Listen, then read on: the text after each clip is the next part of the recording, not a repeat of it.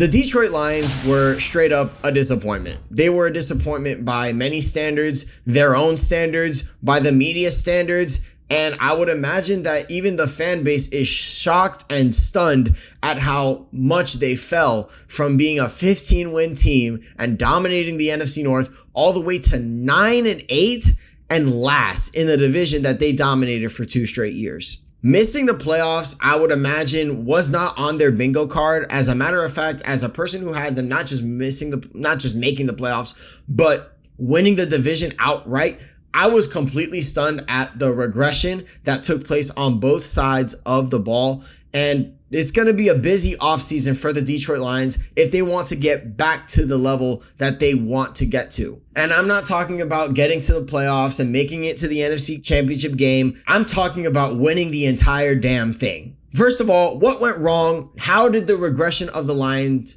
even happen in the first place? You could chalk it up as the 2 coordinators that had them successful left, Aaron Glenn and Ben Johnson. You could say that. But I think it's a little bit deeper than that. You see, while Ben Johnson was really important for the offensive line being really, really good last year was a big reason why Jahmyr Gibbs and David Montgomery were so explosive. An elite offensive line can get you a long way. And the bottom line is, even though through pass protection they weren't bad, their run blocking was significantly worse. The O-line regressed. Their young guards did not perform in a way that you would want them to.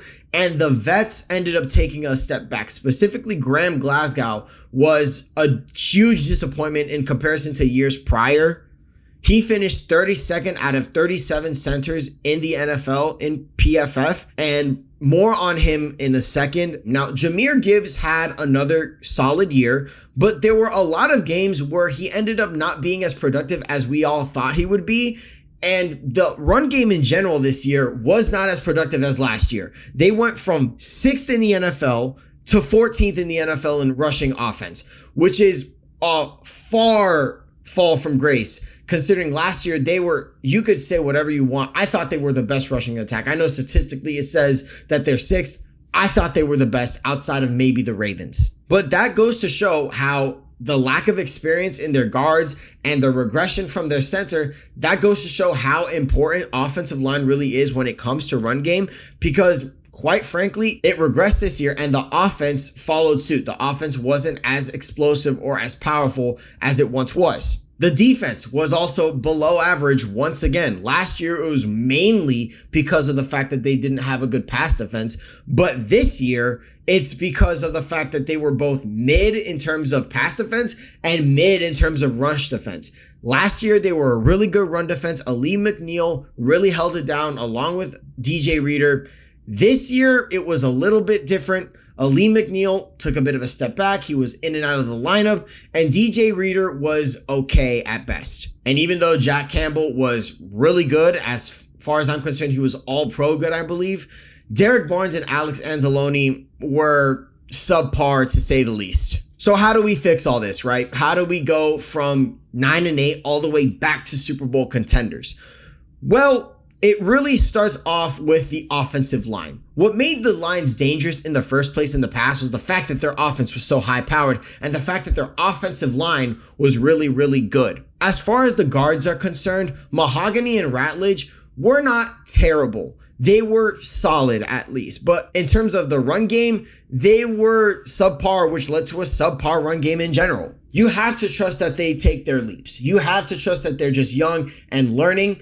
But what you really got to do is fix up the center position, because Graham Glasgow was not it. You have to replace Graham Glasgow, and I have the perfect candidate to do so. Cade Mays is a free agent. He was very good for the Carolina Panthers last year. I think he would love nothing more than to get a bag and join a genuine contending team in the Detroit Lions. I think Cade Mays should be a primary target for the Detroit Lions, and he will really round out an offensive line that's really a center away from, in my opinion, getting back to what they were. Another tweak to the offensive line I would make, I would draft a successor. I'll show you who it would be in the mock draft that I show at the end of this video. But Taylor Decker is getting a bit older, and even though he was pretty good this past year, I would imagine that his best days are probably going to be behind him, and this is probably the last year I expect him to start. As far as the defense goes, the secondary, in my opinion, needs some more work. Yes, they improved last year, but Kirby Joseph was out. Brian Branch, even though he was good, was kind of all alone in that safety position.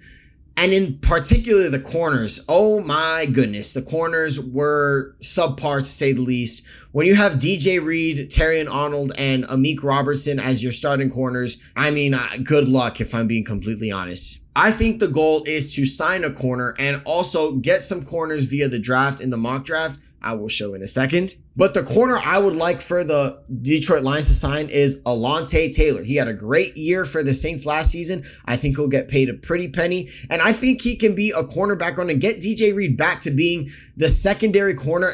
That's a position where he really thrives. I understand that Ennis Rakestraw is going to get the short end of the stick. And in a way, Terrion Arnold might get the short end of the stick too. But we got to be honest here. The Lions are trying to contend. They're trying to compete for a championship. And really, the window isn't getting that much bigger. The time to start competing is right now. And I think that bringing in Alontae Taylor to shore up that secondary, to shore up that cornerback room is exactly what they need to do. Here is my mock draft. I already mentioned that Taylor Decker is probably going to be replaced next year. Spencer Fano is my said replacement. And I should probably mention this. You're probably asking, why in the world are the Lions drafting a tight end at the second round, given their problems at secondary and given their problems overall in their offensive line? Well, I addressed the offensive line in the first round, as you could probably see. But more importantly, I don't think that they're going to be able to keep Sam Laporta. I think they're going to end up trading him, or they're going to let him walk. And ultimately, I think the replacement, Eli Stowers, is the perfect guy to replace him. Look, they're not new to letting go of tight ends before they need to. They let go of TJ Hawkinson early. I do think that Sam Laporta, even though he's very important to the offense, I do think that he will be replaceable eventually. And I think there are many holes that you have to fill along the defensive side of the ball that are much more important than a tight end. The rest of my mock draft is as seen. I have Nadam Tucker in the 4th round, Aiden Fisher in the 5th, and a lot of depth pieces to go along with it. Now, I will say this. I don't know what they're going to do with David Montgomery. I think Kaelon Black would be a great fit next to Jahmyr Gibbs, given the fact that David Montgomery could be gone. He's a big physical back as well. I think overall, the moves that I just mentioned, the draft that I have right up here, can all lead to the Lions getting back to where they belong, and that's the Super Bowl. This has been Between the Uprights. Football is life. The rest is just details.